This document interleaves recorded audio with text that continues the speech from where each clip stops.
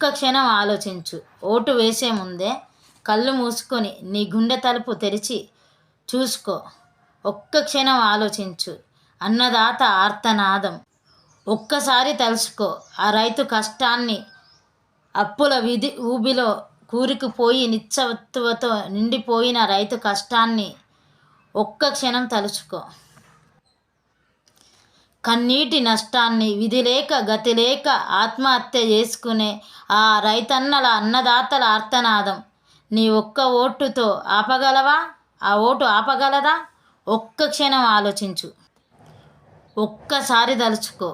బంగారు భవిష్యత్తు, బడి పిల్లల బంగారు భవిష్యత్తు. మాతృభూమికి సేవ చేసే నాయకుడు కావాలా, లేకపోతే స్వార్థంతో దేశాన్ని నష్టపరిచేవాడు కావాలా? నీ ఒక్క ఓటు, ఆ ఒక్క ఓటు చిన్నారుల బంగారు రేఖ అవుతుందా? ఒక్క క్షణం ఆలోచించు. ఒక్కసారి తలుచుకో నువ్వు పడే కష్టాన్ని, బాధని.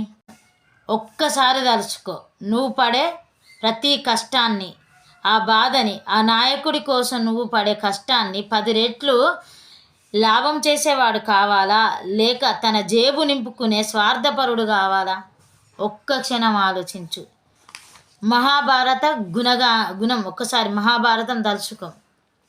ఆనాడు పాండవులు, కౌరవులు జూదంలో అధర్మం గెలిచింది. అందుకే లక్షల మంది ప్రాణాలు పోయాయి. ఈనాడు ఈ ఓటు యుద్ధంలో నువ్వు అదే తప్పు చేయకు. ఒక్క క్షణం ఆలోచించు.